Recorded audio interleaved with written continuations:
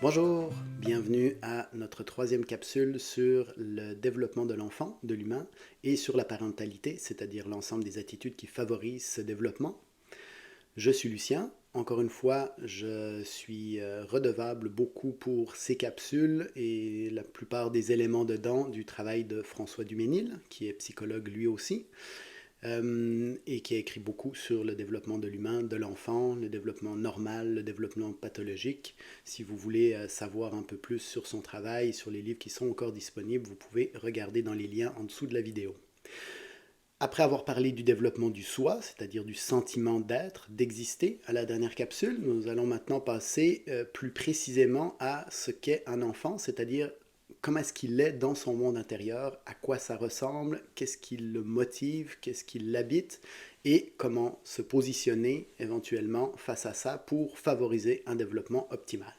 En fait, c'est assez simple. L'enfant est entièrement tourné sur lui. Il est entièrement dédié, dévoué à son développement personnel. Il vit dans un monde égocentrique, c'est-à-dire où tout se rapporte à lui. Évidemment, c'est beaucoup le cas quand il est petit, ça l'est normalement moins petit à petit au fur et à mesure de son développement, mais on peut dire que les petits-enfants voient le monde, ressentent les choses, ont une perspective qui est extrêmement ou même exclusivement égocentrique. L'enfant, comme on l'a vu par rapport à la capsule précédente, est évidemment principalement motivé par son besoin d'exister.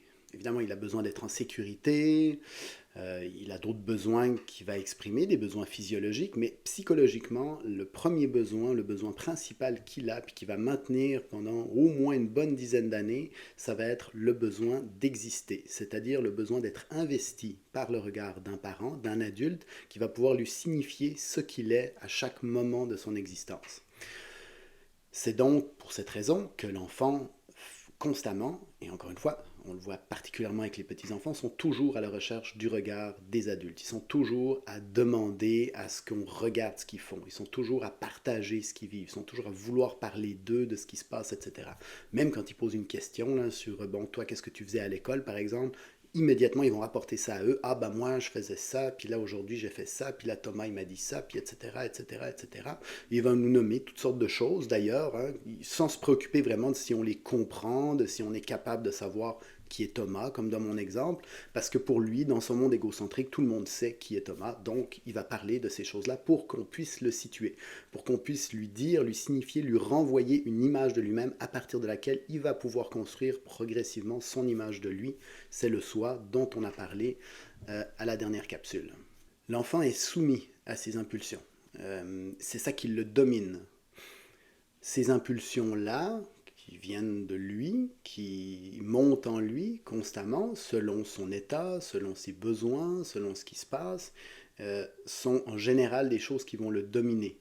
Donc, s'il a envie d'avoir quelque chose, un jouet par exemple, s'il a faim, s'il ne veut pas faire quelque chose parce que ça ne le tente pas, si il est très énervé puis qu'il veut jouer, etc., toutes ces impulsions-là vont monter en lui et vont le dominer.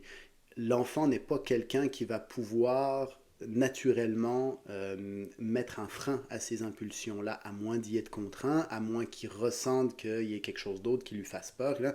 Mais à ce moment-là, c'est une autre impulsion, par exemple la peur, par exemple la gêne, qui vient contrer l'impulsion qui montait à ce moment-là. Donc, ce n'est pas une décision raisonnable. Il n'y a pas personne, il y a personne dans sa tête qui peut lui dire ou qui s'oppose à cette montée-là d'impulsion et qui est capable de lui dire, OK, on va pas là, on va aller plutôt là, ou ça, non, on le fera pas, ou au contraire, on va se forcer, on va le faire même si ça ne nous tente pas, etc. Il n'est pas dans cette position-là d'être quelqu'un de raisonné. Donc, son jugement par rapport à lui-même, sa capacité de recul sont très limités. Il faut vraiment bien comprendre ça, même des fois complètement inexistant, selon l'âge, selon la maturité. Donc, la capacité à se mettre en perspective, en rapport avec les autres est très limitée ou inexistante. Sa capacité à juger qui il est, ce qui est bien, ce qui est correct, etc., est tout aussi inexistante.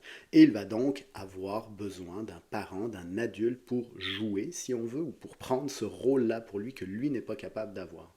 Si on les laissait complètement aller, les enfants iraient soumis à leurs impulsions, de manière complètement chaotique les uns avec les autres dans leur vie, etc. Ils mangeraient n'importe quoi, ils se coucheraient n'importe quand, etc. Ils ne seraient pas capables de se gérer eux-mêmes. Le petit enfant humain a vraiment continuellement, pendant plusieurs années, besoin d'un parent qui est là, qui regarde, qui l'encadre, qui l'investit. C'est vraiment très important.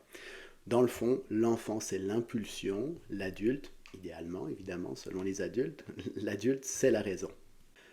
Pour résumer, ou je dirais que pour synthétiser, disons, l'enfant a besoin qu'on lui apprenne à reconnaître, à gérer et à encadrer son impulsivité naturelle. L'enfant a besoin aussi qu'on lui renvoie une image de lui, de ce qu'il est, de son soi, qui est en construction, donc de ce qu'il est, à partir de laquelle il va pouvoir justement se développer, se construire, développer son soi. Et enfin, en parallèle de tout ça, et progressivement selon son développement cognitif, l'enfant va avoir aussi besoin qu'on supporte, qu'on encourage, qu'on stimule le développement de sa capacité à être raisonnable, de sa capacité à avoir un bon jugement, à être capable de se mettre en perspective dans le contexte, l'environnement, avec les autres, et évidemment sa capacité à partir de là à s'opposer ou à gérer, à moduler son impulsivité selon cette capacité-là de raison. Donc, à partir de là, on peut déduire, on peut relever les points suivants, et ce sont souvent des aspects, comme je l'ai dit dans l'introduction, que j'ai vus de problématiques ou qui manquaient dans les choses que j'ai lues ou que j'ai regardées sur le développement et sur, plus précisément, la nature de l'enfant. Alors, le premier point, c'est que ce que l'enfant affirme de lui, ce qu'il dit de lui, ce qu'il dit de sa compréhension de lui, de l'événement qui vient d'arriver, éventuellement, du contexte, etc., est la plupart du temps biaisé. Étant donné sa position très égocentrique, étant donné son manque de recul, de raison par rapport à lui-même, tout ça est très souvent biaisé. Donc oui, on lui demande, on regarde, qu'est-ce qu'il en pense, où est-ce qu'il en est, etc., pour le situer, mais il faut toujours se dire, ok, comment est-ce qu'il l'a vu, lui, dans le contexte, selon sa vision à lui, égocentrique, et la plupart du temps, il faut remettre de la réalité dans cette version-là pour l'aider à justement voir le contexte, à se moduler, à apprendre par rapport à ça et surtout pas prendre pour acquis que ça s'est passé exactement comme ça ou que l'enfant sent que, je sais pas moi, il est en colère, il n'est pas considéré, il est ci, il est ça. C'est qu'il y a eu nécessairement un problème avec la façon dont il a été traité, le contexte, etc. C'est souvent le résultat de sa propre colère, de sa propre frustration, de sa propre vision des choses qui a biaisé complètement la manière dont son cerveau a encodé le souvenir. Deuxième point, puis ça c'est un point qui est souvent là dans les films, séries, histoires, etc. à propos de l'enfant, l'enfant n'a pas de sagesse innée. C'est quelque chose que j'ai vu souvent, puis c'est une sorte de stéréotype dans les films de voir un jeune enfant qui est capable de raisonner son parent, de lui dire quoi faire, de mieux voir les choses, etc. Et à l'inverse, le parent qui lui se comporte en véritable enfant, toujours à faire ses trucs, ses impulsions, ses machins, etc. Les rôles sont complètement inversés, ça n'existe pas. Enfin, le parent-enfant, oui, malheureusement ça existe, on peut en reparler, mais l'enfant qui est parent, qui est raisonnable, qui a une sagesse, qui etc., ça n'existe pas. Comme je l'ai dit, un enfant est d'abord et avant tout égocentrique, dominé par ses impulsions, et il a besoin d'un adulte pour se développer. Si les enfants venaient au monde avec toute cette sagesse, cette raison, ben, ils n'auraient pas besoin de parents, puis ils se développeraient très bien comme ça, on n'aurait rien besoin de faire. Ce n'est pas le cas, et donc la vision des choses de l'enfant est toujours biaisée. Évidemment, à partir de là, on peut dire qu'on ne peut pas mettre un enfant dans une position de responsabilité, qui est quelque chose qu'on peut voir aussi, évidemment, là, dans les histoires, les films, les trucs comme ça. Là. Un enfant ne peut pas avoir cette position-là de responsabilité, ça va être extrêmement stressant pour lui. De toute façon, il n'a pas les capacités cognitives pour bien remplir ces tâches-là. Encore une fois, il n'est pas capable de recul, de perspective, il est très égocentrique et tout ça, donc c'est pas une position qu'il peut prendre sainement, ni pour lui, ni pour le contexte. Et donc, si jamais il se montre raisonnable, un peu les enfants idéaux qu'on voit, encore une fois, dans les films, dans les émissions, etc., s'il se montre raisonnable, contenu, sage, justement, avant l'adolescence, la majorité du temps, c'est que c'est son comportement, c'est son développement qui est gravement compromis. Si vous voyez un enfant très contenu, qui a l'air de ne pas déborder, qui dit non, qui se raisonne, etc., la majorité du temps, c'est qu'il y a quelque chose qui se passe mal en lui. normalement, un enfant se laisse aller, est pris par ses impulsivités, ses émotions, ces choses-là, etc. À moins qu'il ait été justement soumis à un cadre beaucoup trop strict ou pour toutes sortes de raisons sur lesquelles je pourrais éventuellement revenir.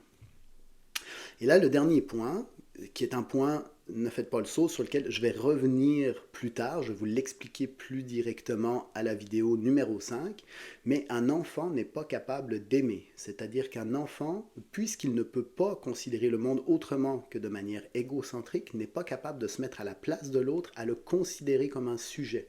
Donc il ne peut pas aimer dans ce sens-là. Il peut évidemment être attaché à toutes sortes de trucs dans son environnement. Bon, par exemple, une peluche, par exemple, un toutou, comme on dit au Québec, ou un objet, et évidemment une personne, un lieu, bon, toutes sortes de choses. On peut développer un attachement, comme tous les mammifères développent des attachements pour toutes sortes de choses, etc. Mais cet attachement-là est toujours un attachement à un objet, jamais un attachement à une personne. Donc, ça veut dire que l'attachement qu'il a pour une personne, pour son parent, pour un ami, pour un voisin, etc., c'est toujours en fonction de ce que la personne, l'ami, etc., lui apporte, puisque c'est dans une vision égocentrique, puisque c'est dans une perspective égocentrique. Et donc, à ce niveau-là, on peut dire que l'enfant ne peut pas aimer comme un adulte est capable d'aimer. Et ça, c'est un point important sur lequel on va pouvoir revenir plus tard. Voilà, c'est tout pour aujourd'hui. Merci pour votre écoute. Si vous avez des questions, comme d'habitude, n'hésitez pas, écrivez-les. Comme je l'ai dit dans l'introduction, je ne pourrais pas répondre aux exemples individuels, mais peut-être je pourrais faire des épisodes plus spéciaux ou des capsules particulières sur un type de question, ou si vous avez des suggestions de choses à regarder.